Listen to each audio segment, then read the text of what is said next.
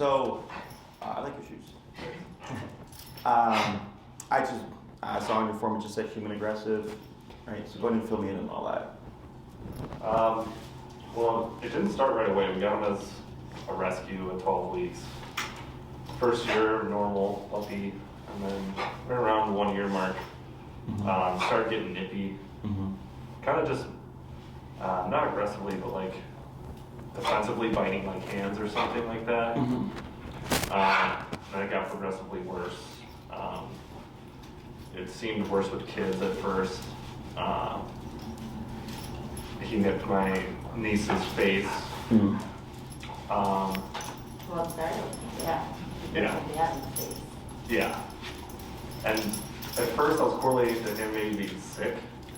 He threw up in the car that day, and then he was acting weird at our house, and he bit her dad in the face. Okay, like a full-on bite, like not a nip, or? I don't think it was a full-on bite. Okay, because I think of a bite as like punctures, you know? Well, I mean, he bled, but it was like one bite. It wasn't like a snarl. And then, I don't know, months passed. So then, like, throughout those months, though, like, he would do that to me. He would turn, like, if he was, like, sitting down or laying down, he could do this side look. He doesn't want to look you in the eyes. Yeah. He'll go like He that. would look at you from the side, and then he would bite me. So he's bit my hand probably, like, more times than I can count, at least 10. Okay. And then, At least 10, okay. At least 10. And then, in the past month, he turned and bit my face and punctured this side. Wow. And then last week, he like, I mean, I had stitches. Last Sure. week. He took like a big, Wow. he was in the bed and I was like going to hug him, which I know was probably dumb, but he turned and like went for my eye. So. Oh, okay. And that was definitely aggressive. That was not it. Correct, yeah. So the times that we see that it's the worst is when he's laying down. Could be on the bed or the couch. Because we can be playing with him and be by his face and it'd be fine.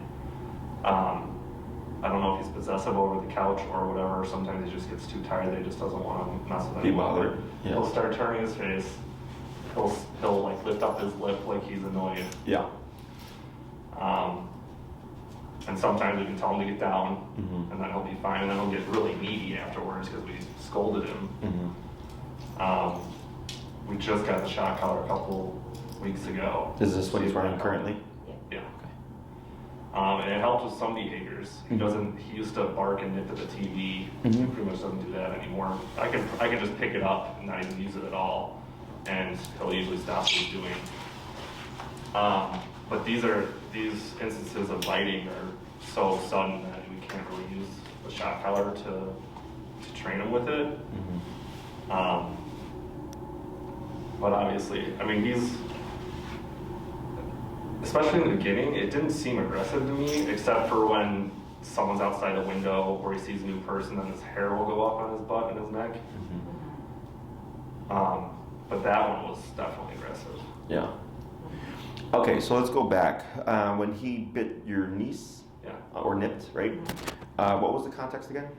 Was she? I wasn't aware actually. No, so Morgan said that it was also like out of nowhere. Like she said that they were all just, so he was at their house, but I don't think it matters location. It's just like, if they get too close to him, he just turns and like, so she wasn't trying to pet him or anything, like she was just near him and he just turned and. Was he laying down? No.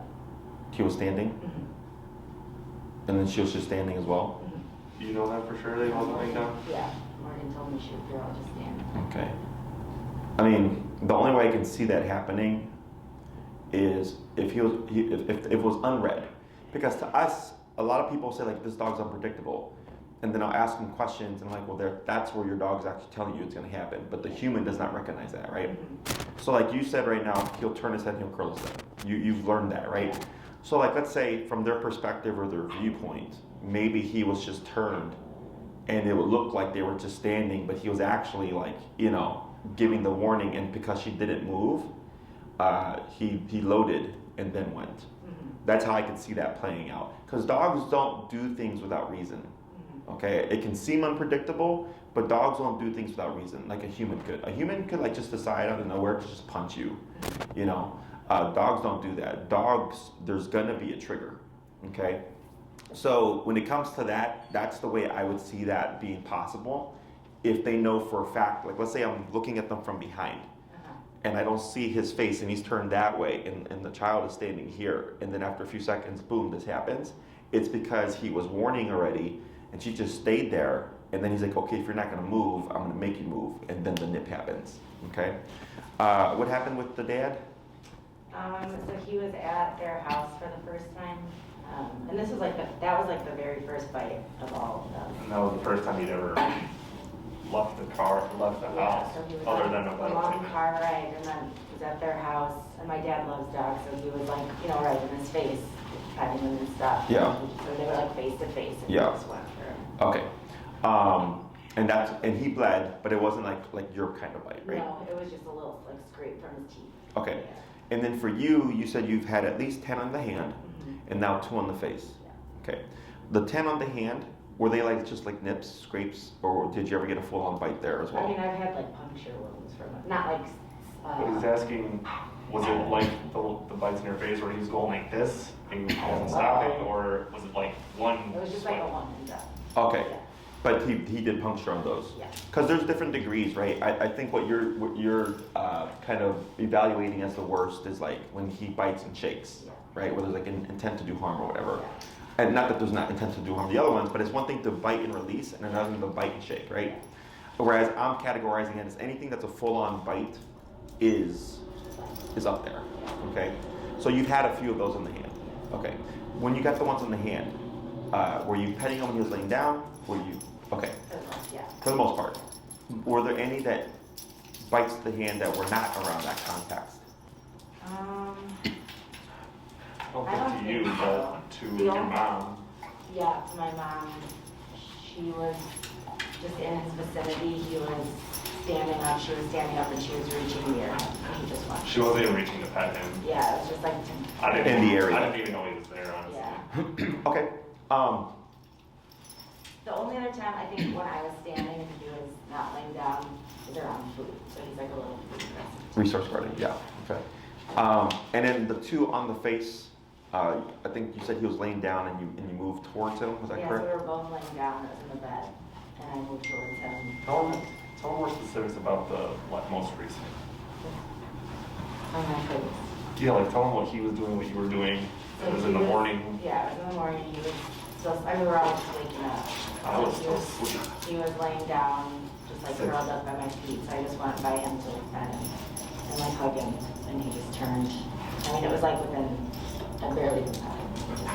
Yeah. Okay, so, and how old is he now? I mean, I Almost just, 2. 2? Yeah. Okay. And you've had him since puppy? Since 2 months you said? Always, yeah. Yeah, 3 weeks or 3 months? And then at a year is when you started to see the change? Okay. So, anything else? I don't think he's just so, I mean, you said dogs are unpredictable, but to us, he is. Sure, and I'm gonna explain everything to Yeah. you, okay? So in terms of your timeline, it's not uncommon. So dogs have 2 pivotal kind of psychological shifts in their lives. Technically 3, but there's 2 in particular. 6 months and a year. Okay, at 6 months, I refer to it as the terrible two's brain for those who are familiar with children, right? And then teenager body. Okay. Yeah, that's fine. Whatever you want to do. Straight up. So at 6 months, we have terrible two's brain and teenager body. At a year, we have teenager brain, adult body. At a year, we have adult dog. 2 years, you have adult dog. Okay. So like my pit, when she was a year old, she was very skinny, tall and lanky, kind of like a teenager, you know? So that's how I kind of equated to people in human, in terms of like how we age and progress, okay? So a lot of times when clients come in, if they've had the dog since a puppy, they'll notice like at around 6 months or at around a year, my dog just changed. And I say it's because of that personality shift, okay? Because like us becoming teenagers, right, we tend to be more pushy or protesty or whatever. So as you're maturing, so it's the same thing for dogs. So then everything can be fine, and then all of a sudden in a year, we have this, okay? Or I'll have a client who has a perfectly social puppy, and then around 6 months they get attacked by a dog at the dog park, and then by the next day the dog's now dog aggressive because it happened around a very important time frame. Does that make sense? So it's super common. It happens a lot, whether through nature or just through the dog itself, internally. So that time-wise makes sense to me. Okay. The issue that I think that's happening now is because he's had so many, successes, right, with this approach of handling things. It's now progressively gotten worse, right, and his ego has a bit inflated. Okay, so he's got like a false sense of confidence because obviously as people, like, we punch and kick each other, we don't bite each other, and actually we would prefer to resolve things with words, right? But he's got those teeth, and that gives him that upper hand, right? So if he bites you, we're like, retreat, right? We're not really, I'm gonna bite you right back. So then for him, that's a win. And if that keeps happening and it's never checked, now we have this, okay? So your dog has become a bully. The other thing I'm seeing here is overstimulation, okay? How he was unable to settle, and he was jumping on your laps and stuff, and that's also another problem, okay? Because then I see there's no boundaries with the dog, okay?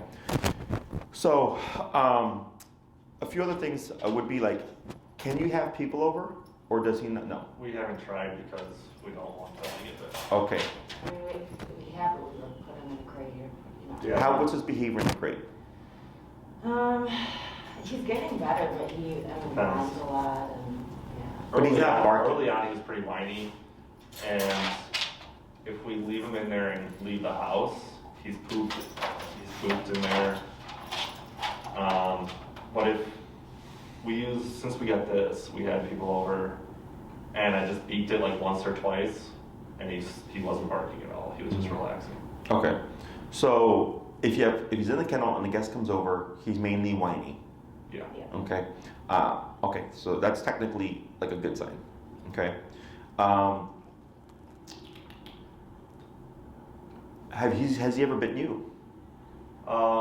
He's tried, and I moved my hand maybe once or twice. What's the context? Same thing, laying down in the bed. Okay. All right. So you have a bully. Okay. And bullies, if we look at humans, bully those they see as weaker, right? A bully won't bully someone of equal and or greater strength. Because they're trying to prove something, right? Or either to themselves or to their friends or whatever.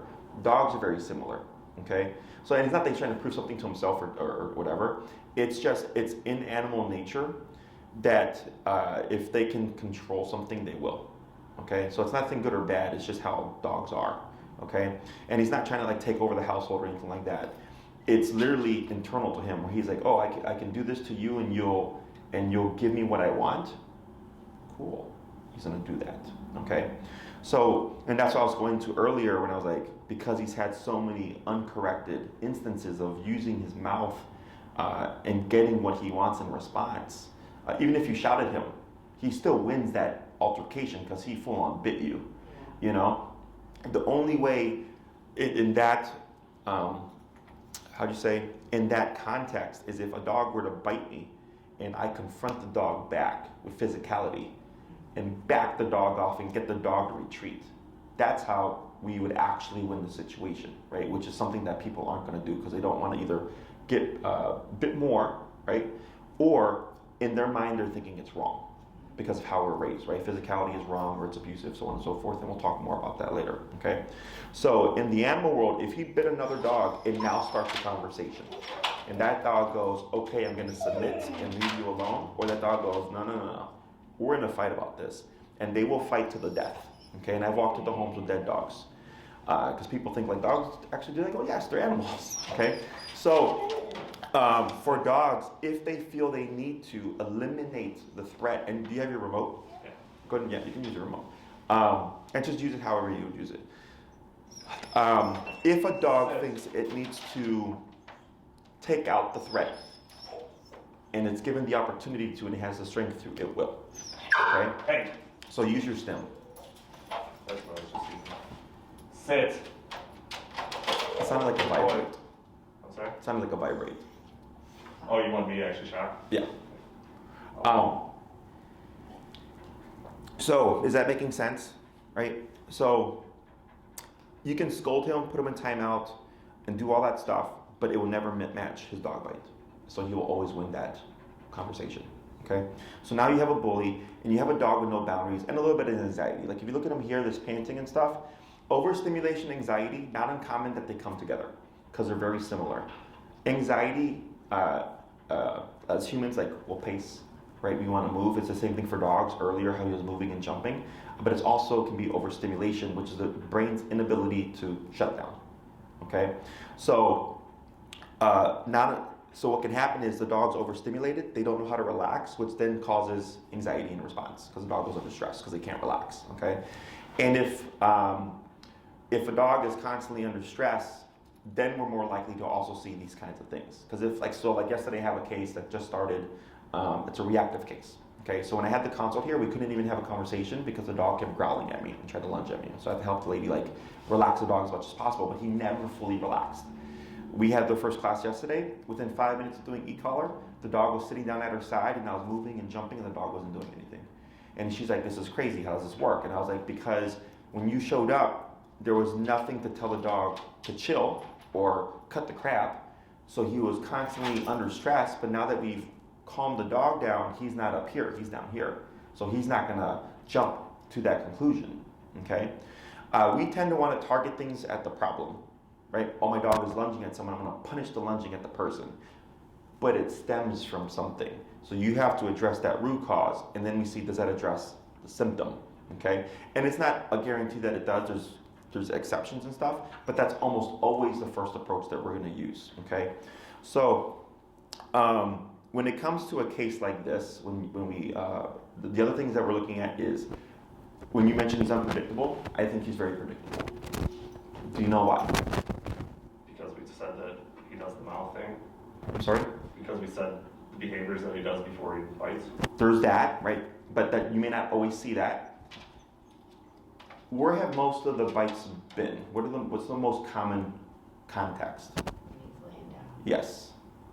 Okay. So I have a case that just wrapped up about a month ago with a Rottweiler. Bit the lady in the face.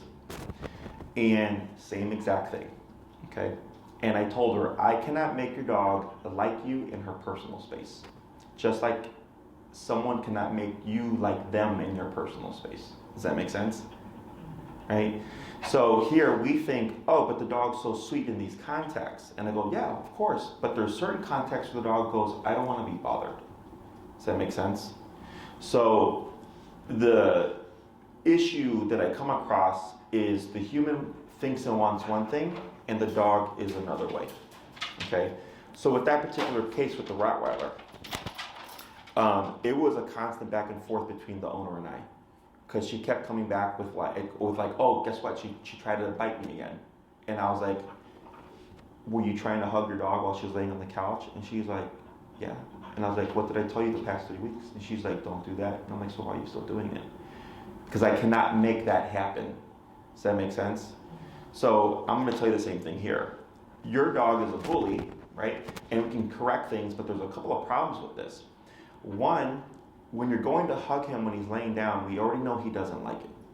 Two, you're face to face.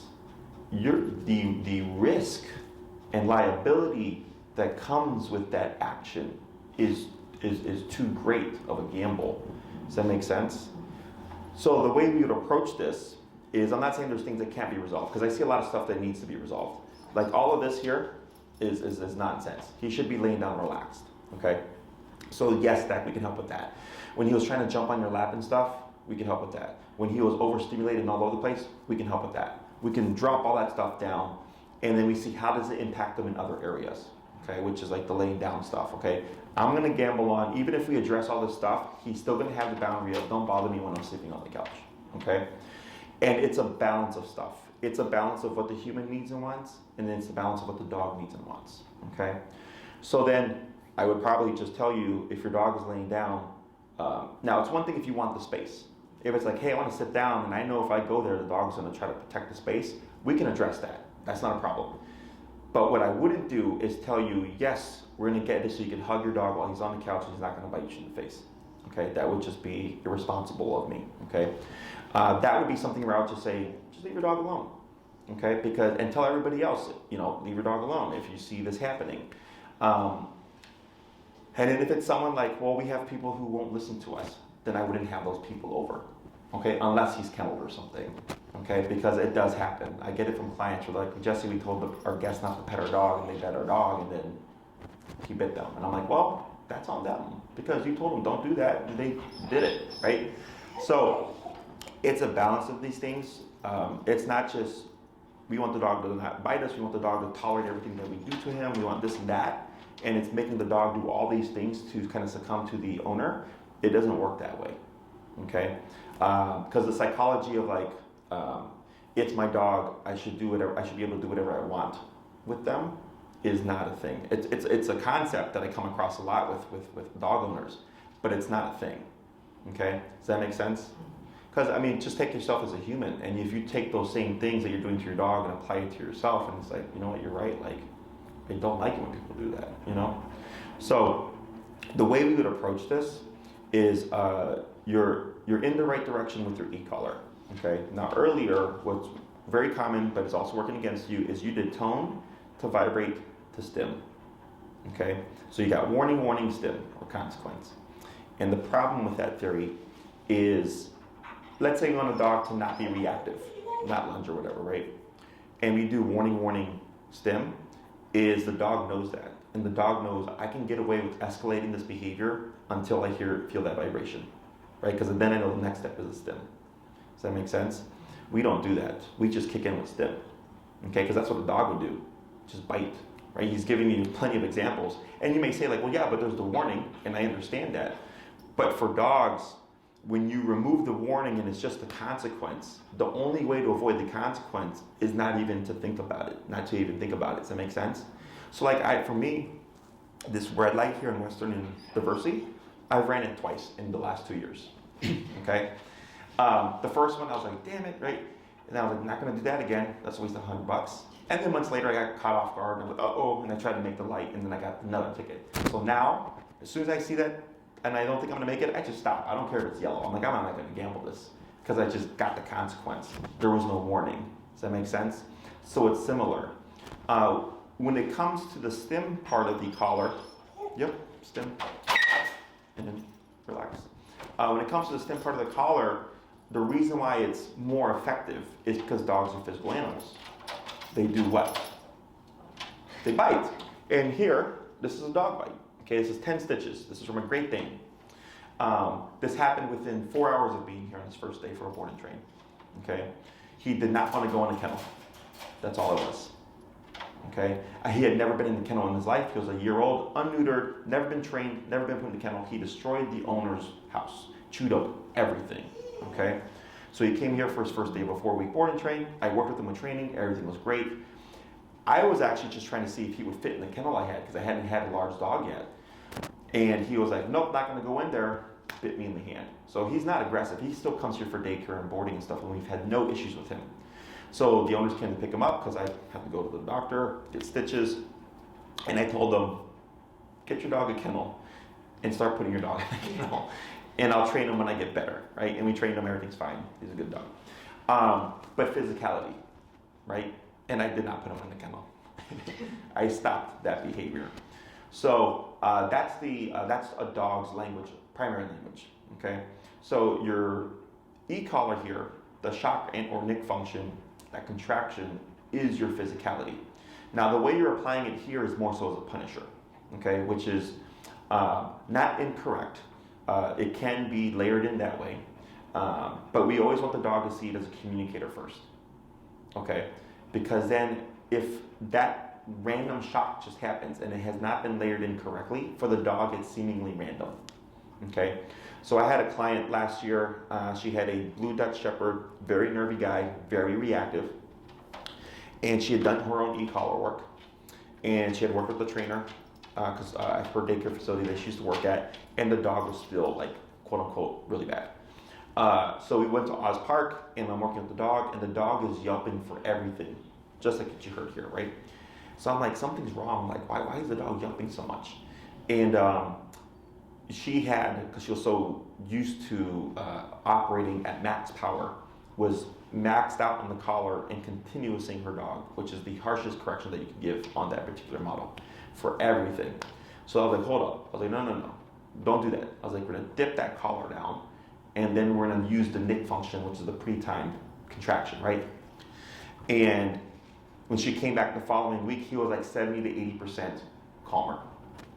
And then she's like, she's like, incredible. Like, how did this happen? I was like, because when your approach was punish every bad thing, but because the dog did not understand how it turns on and how it turns off, he was always under stress because he's like, when is that correction going to happen? And also, you're correcting your dog with the harshest correction there is. So it's like waking up every morning and you see $1,000 ticket on your car. And you're like, why do I have $1,000 ticket on my car? There is no reason. It's just there.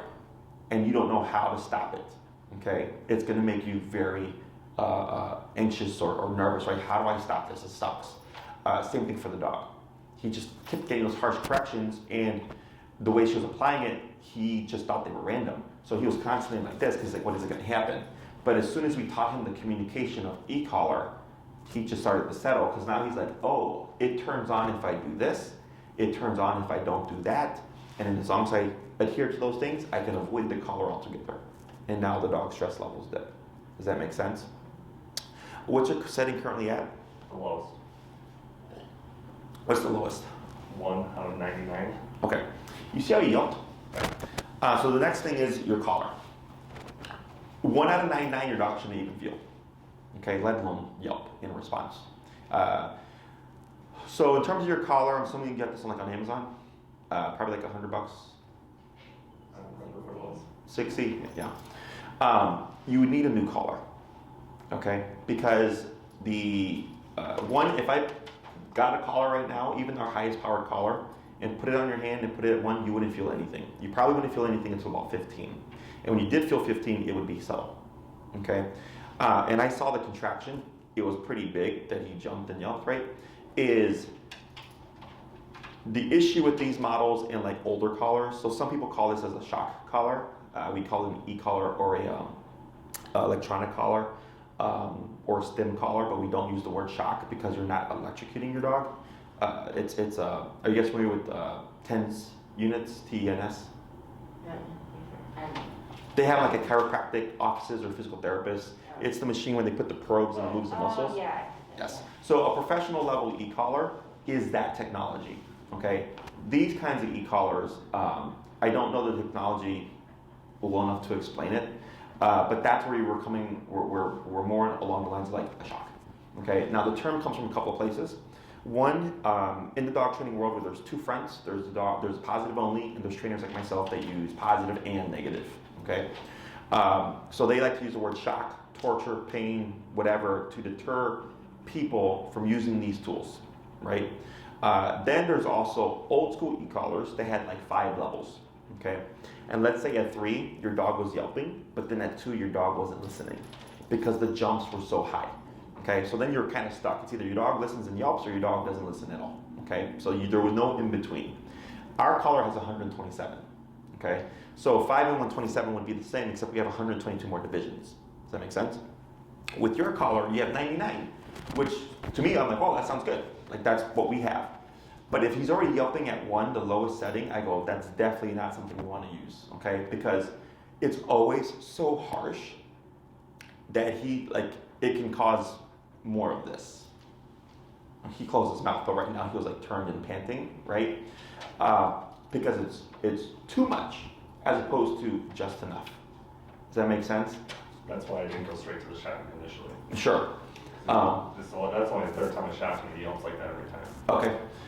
So, but since you did do the shock, he's now been more passive, right? He's anxious, but more passive.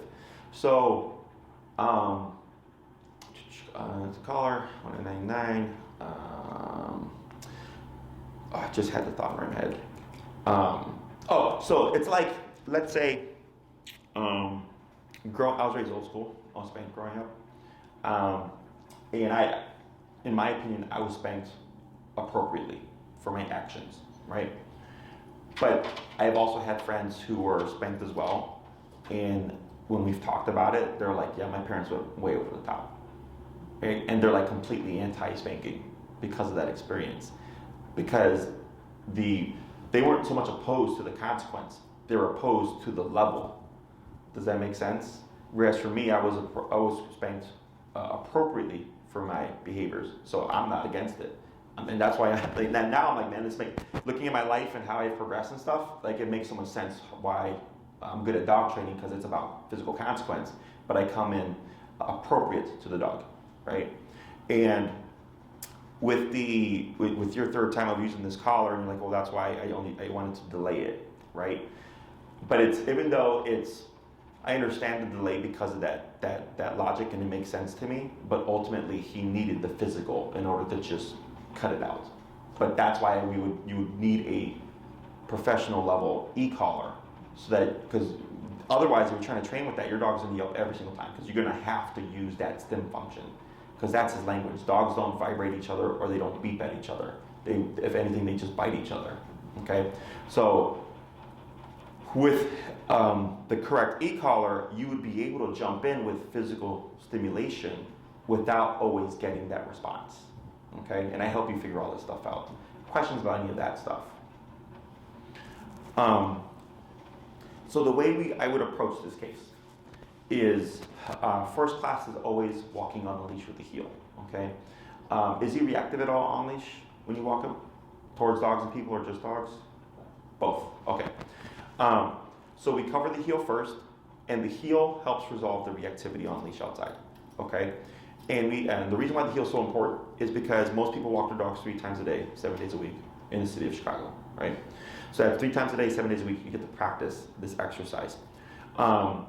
It gets you, more comfortable with the collar because you're using it on a regular basis.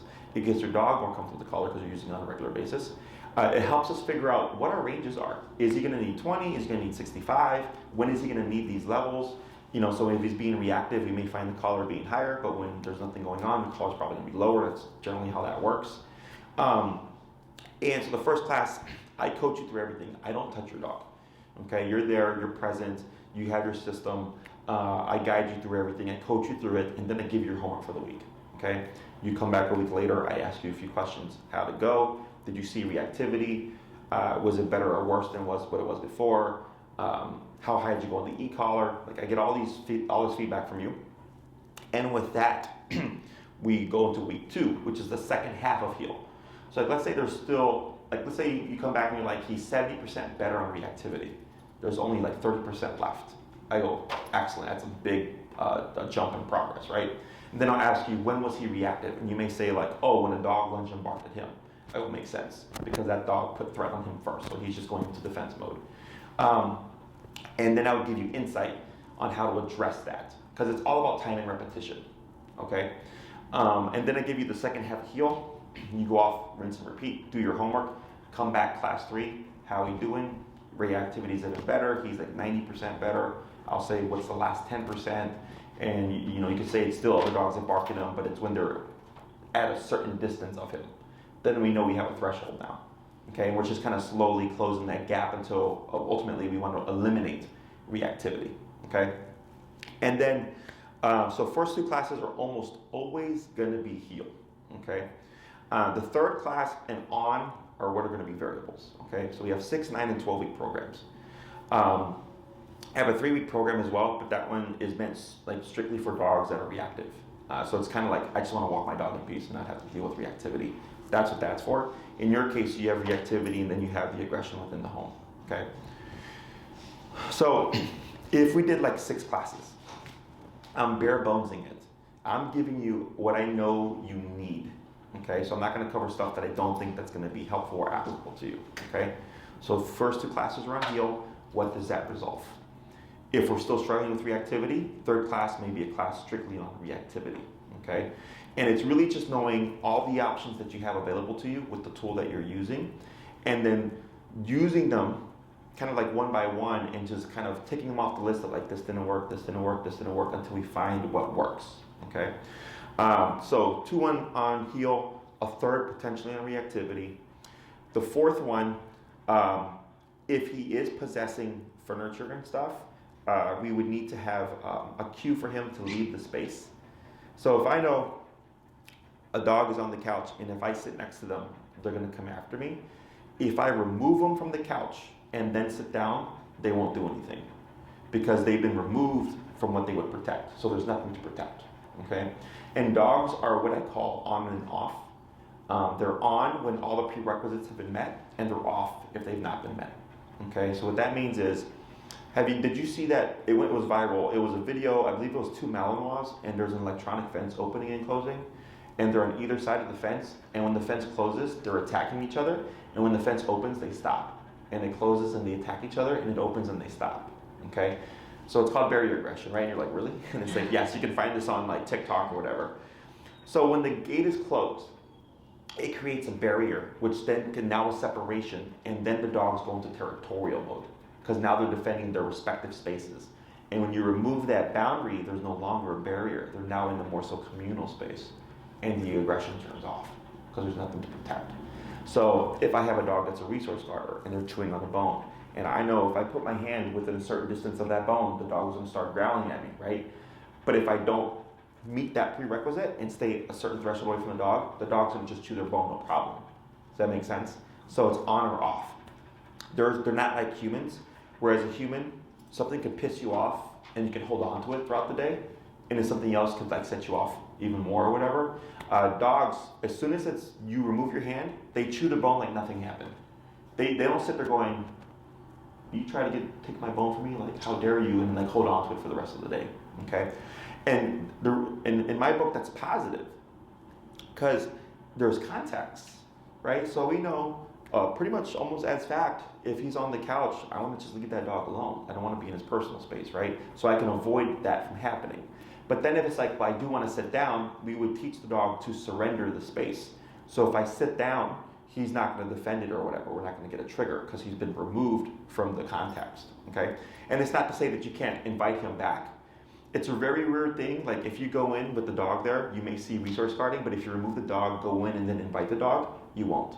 Because you were technically now claiming the couch prior to the dog, so there's nothing really for them to guard, okay? Not to say that it couldn't happen, but in my 12 years of training dogs, I've not seen that happen. Now, it's one thing if he goes into a resting state and then you go to pet him an hour later, but that's because he went into a resting state and doesn't want to be bothered. That's a different thing from guarding the space, okay? The other stuff would be telling people and making sure, just keeping our face out of his backbite zone, okay? Like what happened with your dad, is that correct? Very common, obviously, like especially with people that are dog lovers, they do this and that, and people's, how would you say, their approach to dogs is typically their window of experience with dogs. So if every dog he's ever met has been like that kind of dog, he's not anticipating that, right? But for me, because I see all this stuff on a daily basis, I never put my face in a dog's face, ever.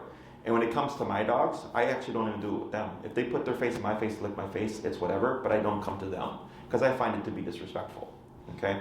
But then also there's nothing to say, and I've had my dogs for 10 years, there's nothing to say that one day they're just having a bad day and I decide to do that and decide, actually I have the perfect story for that.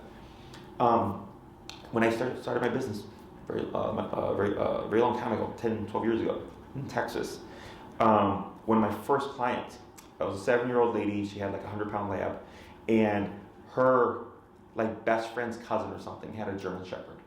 And she had had that German Shepherd since like 2 months. And 5-6 years into having this dog, right? Ironically, her friend's over and she's like talking about her dog and all that stuff. And she's like, yeah, he's the sweetest. I can do anything to this dog. Never had a problem with him, blah, blah, blah, blah.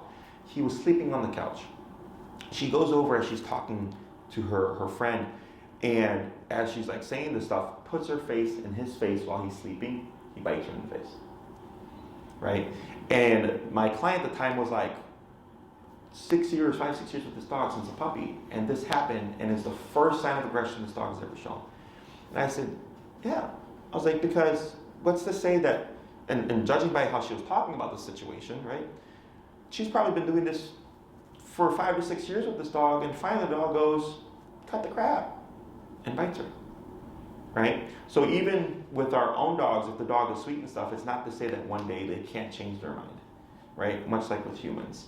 So in my book, it's always best to err on the side of caution with dogs, and then just be respectful, and not to make assumptions, because it keeps us, how do you say, we avoid those kinds of things. A very common thing I get with people when they rescue dogs is they'll rescue a dog and put their hand in their food bowl. A lot of people get bit like that.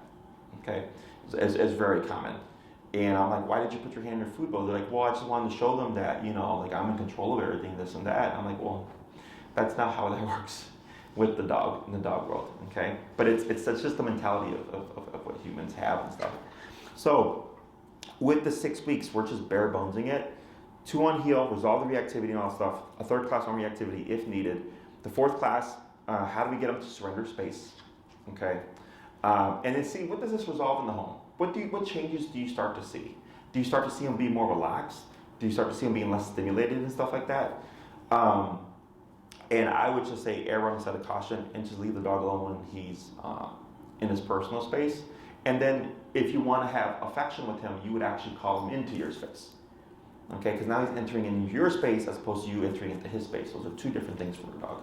Okay, and if we see if you're like, hey, this is a happy medium. We've not had any tension, we've not had any bite attempts, blah, blah, blah, blah. I go, good, that's what we're looking for. And then we could work on recall, just come when called, okay? So that's the next important thing that he should know. That would give you freedom to take your dog to the park, in an area or whatever, if he's not dog social, to play ball or whatever, and let him run around, okay? If he's not dog social and you're looking for, dog socialization is a thing you're looking to work on, that can also be done, but I have to prioritize what's most important to you if we're doing 6 classes. If we're wanting to do that, you have to muzzle condition your dog if he's not muzzle conditioned already, okay? Because if we're going to socialize him with another dog and we think that there may be some kind of tension or aggression there, it would be irresponsible to expose him to another dog and put that dog at risk. So the muzzle just keeps everybody's anxiety down. We're not worried about what happens if he bites the dog because he's muzzled. People are more likely to help you, friends and stuff, because they know that their dog is ultimately safe, right? And then I would educate you on how to socialize them correctly, and then we see what we can get, okay? And some dogs, within the first session, will already start playing. Some dogs take 20, and I'm not saying 20 sessions with me, but 20 sessions with you and the other dog, and you're kind of building a relationship there. Building trust, so then he's like, okay, I saw you 20 times, there's never been a bad experience, I want to play with you now, right? And you can do it 100 times, and the dog just does not want to play with other dogs, okay? So I don't know how that's going to pan out. But that could technically be done with 6 classes, but I would just have to prioritize things. If we do 9 classes, we have more of a window to tackle these things. We have the healing stuff, we have the reactivity stuff, we have the recall stuff, we have socialization. That can be kind of confidently done within a 9-week time frame. Because socialization is typically just a class, because I'm teaching you how to socialize him correctly. Okay? So once you learn that skill set, it's just practice that skill. And if you come across a dog that he's just not agreeing with, and you're like, can you help us with this dog to see if we can actually make more progress? Then we can make another session on working with that particular kind of dog. But we can't make him, of course, like the dog. We could most likely cover stationary control as well. Stationary control would be, we usually carry a dog bed in here, it's called a placemat. When we send the dog to place, they're not allowed to get off. So they can stay there for 2 hours, 3 hours, okay?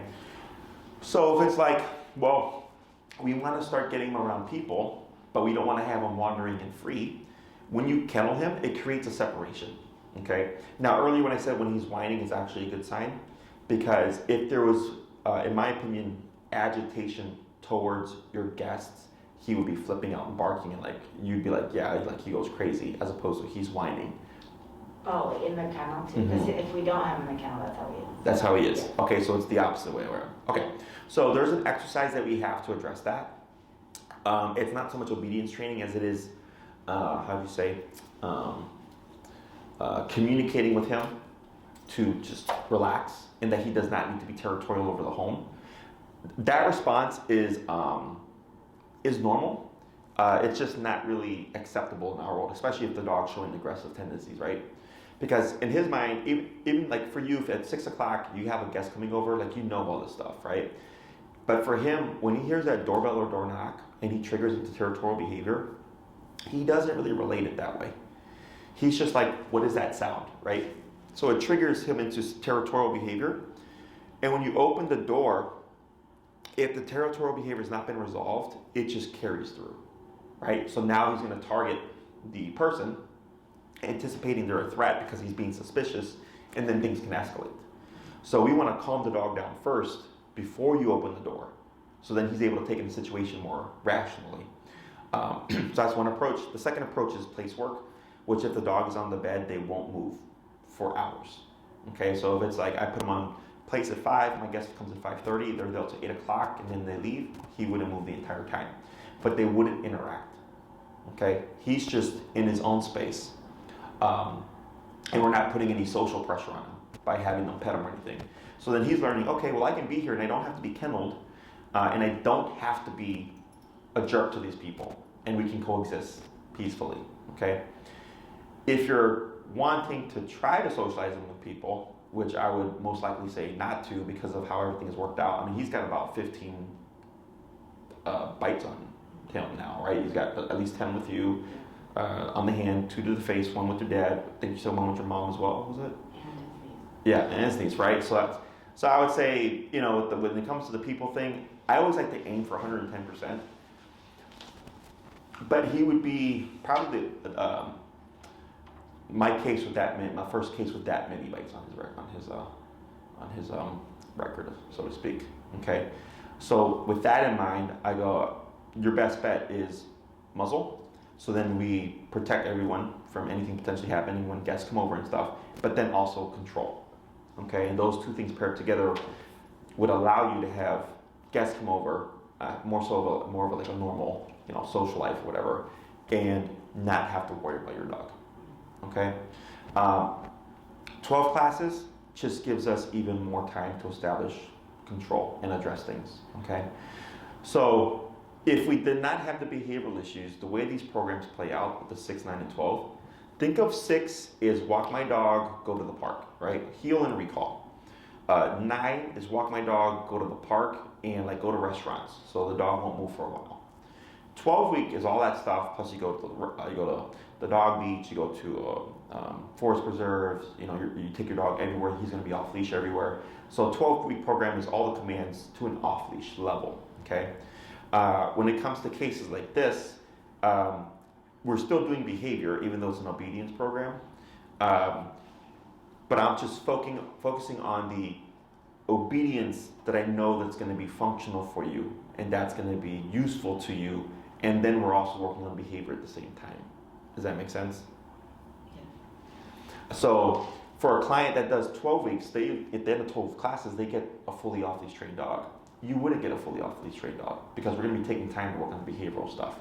Does that make sense? But you'll still get a lot farther in your control. It just comes down to how much control do you want. Okay? Questions on any of that? Well, my question, I mean, it sounded like from what you were saying earlier, like, I mean, we just pretty much have to, like, he already has his boundaries, we can't break them, etc. Mm-hmm. So, I mean, like, we are planning to have kids and stuff, like, it would just be irresponsible to, like, I don't know how I could expose a kid to. Sure. So, when it comes to stuff like that, it doesn't always work out that way, interesting enough. So I had a case, it was a blue heeler, his name was Ragnar. He's one of the first cases I got when I opened up my facility. He had been through 2 trainers by the time he was 6 months for his aggression.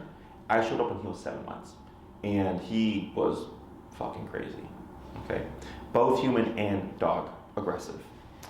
I worked with them, and we couldn't, his social bubble grew in terms of people coming into the house and stuff, but outside he was just wanted to be on his own. And I said, that's fine. As long as he's not a threat to others out in the walks and stuff, that's all we're looking for, right? So within the home, they were able to have guests over. But then their biggest concern was we're gonna have a child in the future, right? And they had a baby mid-2020. And they had already had Ragnar for a year at that point. And we had a talk, and I said, look, the best way to make this work is to not force interaction with the baby and Ragnar. Okay? I said, you're going to keep them, not that they can't be in the same room with each other, but you're not going to allow Ragnar within 6 feet of your child. He's going to keep a 6-foot radius. And we did that with e-collar. Okay? And I said, and you're just going to let your baby grow, and they're going to coexist. Okay? And by the what happens is, and he was a very severe case. Okay? Is over time, he got so used to the baby being around, the baby became a member of the family. And he was super sweet with the baby. And he was even super sweet with kids coming over and stuff. And I was like, this is crazy, because he was such an intense case. I was like, just be very careful. But he absolutely loves kids. Okay? So that was in, so we're going into a year and a half later. Everything's been fine with them. So it's not to say that because of his behavior, it's guaranteed it's going to be an issue, right? At least with targeted aggression. But you would have to be more proactive about, we can't let the baby crawl on the couch if he's on there, right? That's where control comes into play. So I had a client they had 2 dogs. One of the dogs was growling and nipped the baby. Okay, growling the baby and nipped the baby once. We brought the dog in for a board and train. And we did stationary work for up to 6 hours where that dog would not move. Okay? And they're like, when they came back, they're like, why is our dog not moving for 6 hours? I said, because for you, since he's targeting the baby, you want to know that you can send your dog to the corner, be with your baby over here, and not have to worry about what's going to happen.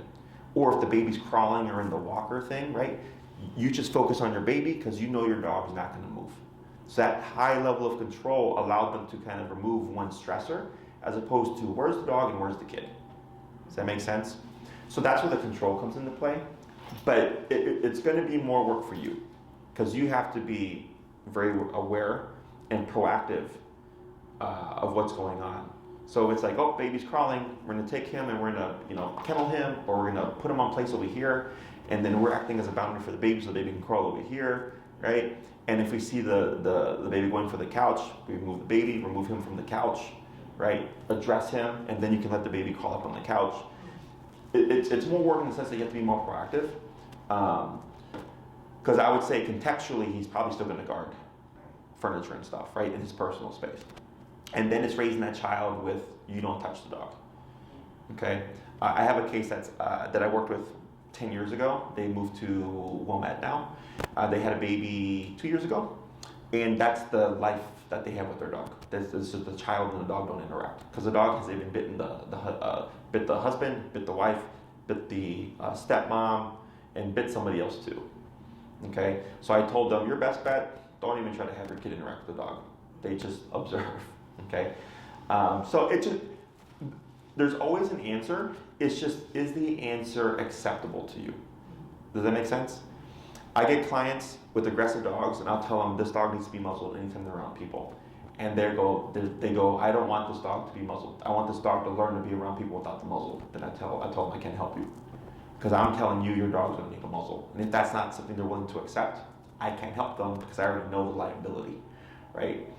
So for you, if you're open to, we're willing to do what we need to, and we're willing to, remove certain things that we would like to do to him, but we know he's not going to like. You have a greater, keeping them is you have a greater chance of that, right? But if it's like, no, we don't like this idea, we don't like this idea, we don't like this idea, and we know we want a dog that we can cuddle with, or blah, blah, blah, then that's where you have to make a decision. Does that make sense? I don't tell people to put their dog down or anything like that. There's always an answer. It's just whether is it the answer the owner is willing to accept and reinforce. Okay? Questions? This isn't a question, but there's just one more piece of the puzzle. We're both nurses, so we're going at 12 hours plus. I see, sure. So I know you talked about routine. So he doesn't really have one because our schedule changes. So dogs in terms of routine and schedule, aren't really based on time. They're based on consistency. So I had a gentleman that used to, he was like some kind of a hotel manager or something, and he would fly from Monday through Friday. He'd be back Friday evening, and he would leave Sunday night. Okay, and he wanted to train with me, but he was like, I travel 5 days out the week. Is this even like? Should I even invest in this? And I said, well, your dog doesn't care that you're gone 5 days. What the dog learns is when you're with him, you reinforce the training to the level that we teach every single time. That's what the dog learns. So if every time I went to my grandma's house, right, and I went to my grandma's house, let's say twice a year, and she always let me do what I wanted with no consequence. I'm only there 2 times a year, but I learned that very quickly. But let's say it's the other way around, where I go to my grandma's house 2 times a year, and she gives me consequence for behaviors and stuff like that. I'm gonna learn that too, because she's consistent. Every time I'm at my grandma's, she spanks me if I do this. Does that make sense? So it's the same thing for your dog. So even though the schedule is hectic, as long as you're consistent with everything that you're doing when you are spending time with him, you're gonna see progress. Does that make sense? Other questions? I don't think, I don't know. I'm just nervous, like having been bit so many times by him, I just don't know. And it's a very valid point. I don't judge. My job here is to give you the possible answers, as many outcomes as I can, and then you make a decision based on that. Does that make sense? You're not the first person who's been bitten by their dog. You're not going to be the last person. I mean, even me as a dog, I have 5 bites on my body scars. I have a Rottweiler bite. I have this Great Dane. I have a German Shepherd bite. I have another one here from a Blue Heeler puppy. And I think I have another one on my other side here from another German Shepherd. Okay. And the Rottweiler bite and this bite, psychologically had great impact on me. Because they were the worst bites that I've had. This was 10 stitches. This one should have been stitched, but I didn't. I just poured some whiskey on it and put a Band-Aid. But it impacted me because it made me very anxious when they first happened. Like any little jump from a dog would make me respond, right? But I've gotten over that because I understand psychologically everything and all that stuff, the trauma and all that, right? And I've gotten over that. But there's still a little part of me that gets a little nervous when I see a dog getting tense or something because this was such a bad bite, okay? So it's understandable, okay? And you also have to factor that in, okay? Because we tend to make decisions based upon emotion, as opposed to logic. And I'm not saying emotion doesn't play a part in this kind of stuff. But if it's because I'm going to tell you right now, if you try to take this dog to a rescue or a shelter, you have to tell them why. They're not going to take them. And if they do take them, they're going to put them down. Okay? Which is unfortunate. But the reason why that is they know they're taking on liability. Right? And we get emails from people, similar situations, and they want us to train the dog and rehome the dog, and I tell them no. I'm like, because it's liability for us. That's not our job. Our job's not to rehome. Our job is to help you if you're wanting to help your dog. And then well, is there any rescues that'll take them? I'm like, unfortunately, no. Unless you relinquish the dog with no history on them and you tell them nothing happened, which would be irresponsible and immoral, they're not going to take your dog. Okay, and I've been doing this 10 years. It comes up where people ask these things, and I go, unfortunately, at this point, unless you keep the dog, he really doesn't have any options, okay? It's not to discourage you if you decide not to keep them, to not look. I believe there are shelters out there that take these kinds of cases, but I don't know. I've heard of them, but I don't know them personally. But don't force yourself just because of that. I mean, he's bitten you 12 times at least, right? So we kind of went over all these, but based on what we've told you, what's the best case scenario, assuming you put in the work? Okay. Best case scenario, if you want to inhibit, the potential of bites as much as possible, okay, is I would put you more to the 9 to 12 week range. Okay, you don't want to bare bones it. You want more knowledge. Okay, because I've been doing this for so long that I, for the most part, know all the outcomes that could potentially happen. So if we cover something, I'm going to tell you this could happen, this could happen, this could happen, and this is probably going to be the precursors. So you leave with like, okay, we know what to look out for. It's not so much unpredictable. Okay, so I provide you with the education so that you can safely then move forward. We have control, okay, which allows you, so we have prevention and intervention. Prevention is if I have my dog in the corner over there and he's kenneled, I know there's no way he can bite my guest, right? And it doesn't, like, because people think like, oh, but is that the life for a dog? I'm like, it doesn't matter. Like the dog bites people, it doesn't matter. If it keeps the dog safe, it keeps the people safe, it keeps the dog alive, who cares, right? And yes, I have these conversations with people. So that's an answer, right? Let's say it's like, you would like to try to have them be as within the social space as safe as possible. Muzzle. There's nothing to say that you have to remove the muzzle when people are around. There's no rule, right? Because people ask, well, when does the muzzle come off? I go, well, one, if you feel like you're comfortable enough, because it's all based upon you. And if you don't feel comfortable enough, then I'm going to say your dog is not ready, okay? And sometimes for some clients, the answer is anytime this dog is around people, even if they're under control, your dog will be muzzled, okay? Because it's boundary, boundary, boundary. So there's 3 different boundaries that dog's got to get to in order to even try anything. And if he does try to try anything, well, that last resort of having that muzzle can inhibit a bite by a very great percentage. So, and it could be in the future when as you grow your family, whenever he's out and the kids have muzzled, right? The muzzle that we use is meant for extended wear. We've had cases come through here that are muzzled 24/7 the entire time they're here because they're that bad.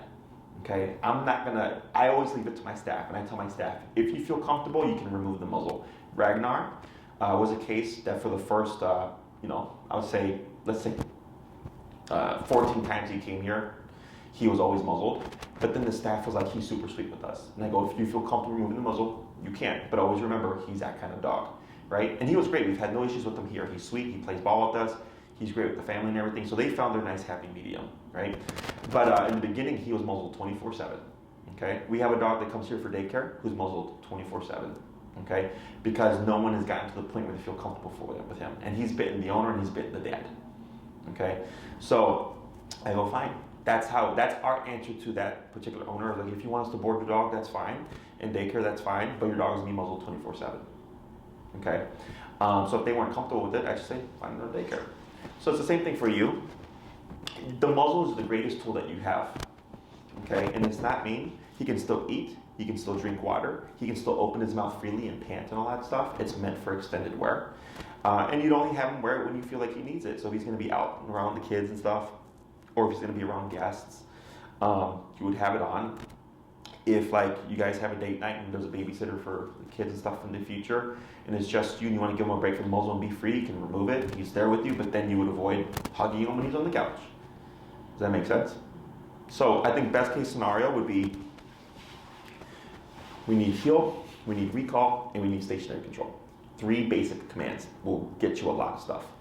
And then we need insight on how to avoid a bite, and we need insight on how to be proactive about preventing those contacts from happening.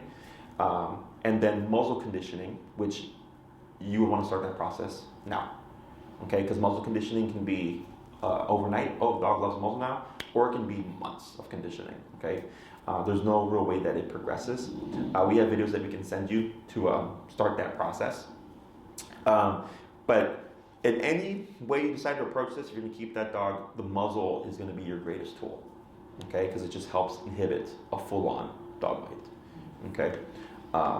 Questions? I mean, I know you're going to say it's our decision, but like, what are your thoughts on it? Like, do you think we're never going to get to a point that we can have him like fully around people, I assume. Comfortable. That's not true. He's okay around Alan and Agnes. No. There's humans that he's okay with. So But he knows them all. what can happen, because there's no guarantees of things. is when you do the muzzle conditioning and all the stuff, right, is it allows you to start having a more normal social life. And how he progresses with that is what starts to determine things. Like Ragnar, right? Outside, we don't even bother with it. Don't try to touch the dog, and don't try to bring that dog around another dog. He'll mind his own business, but he will not tolerate that.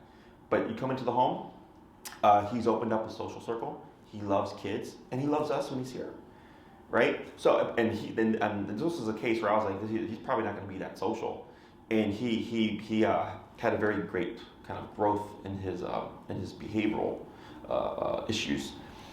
The thing is, I can't give you a concrete answer, but what I can tell you is we have a lot of things that we can do so that you can start exposing him to see, will he open up. The only thing that even if he does open up to people and starts to like accept people in a circle of trust, so to speak, the issue we're still going to have is the couch stuff.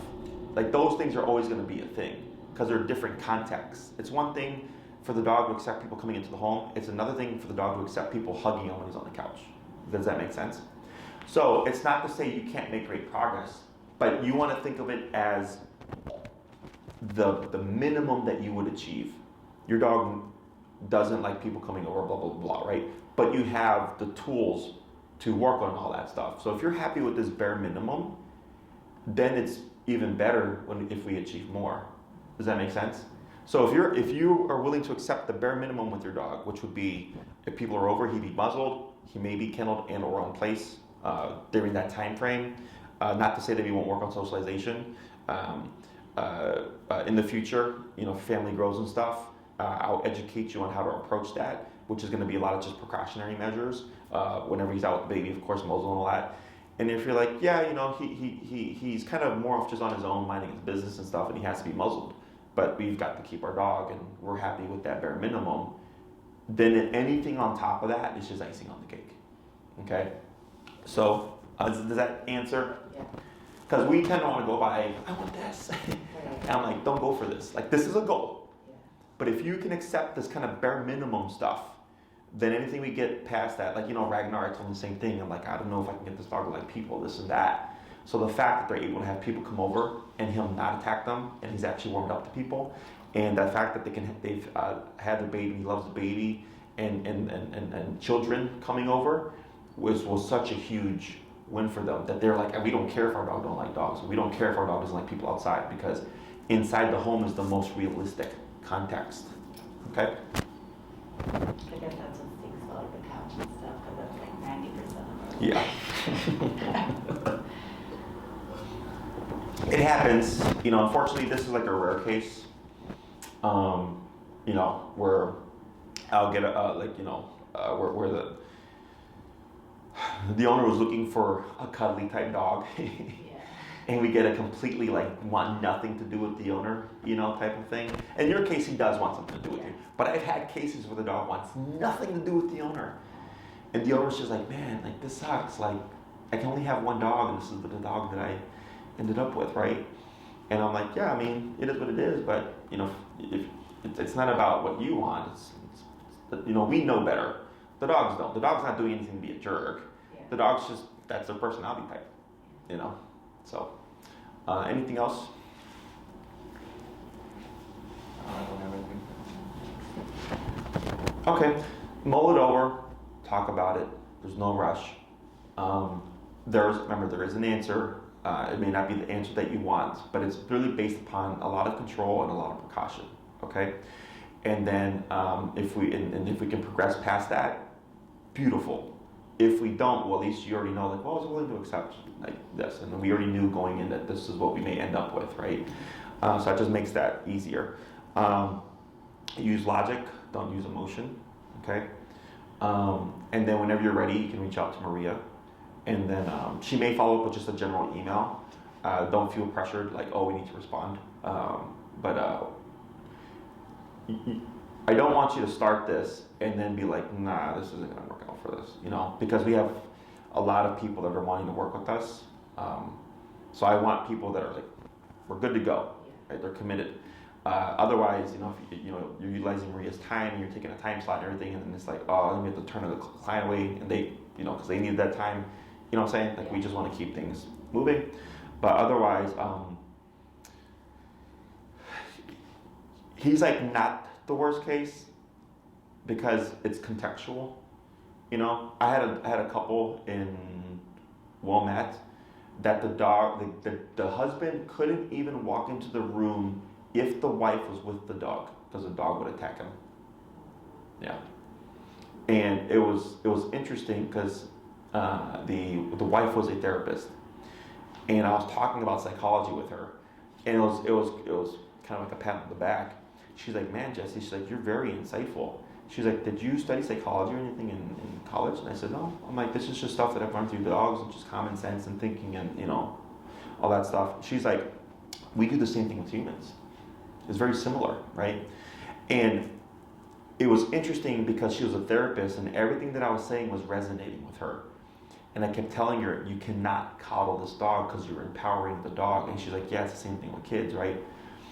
And she couldn't stop.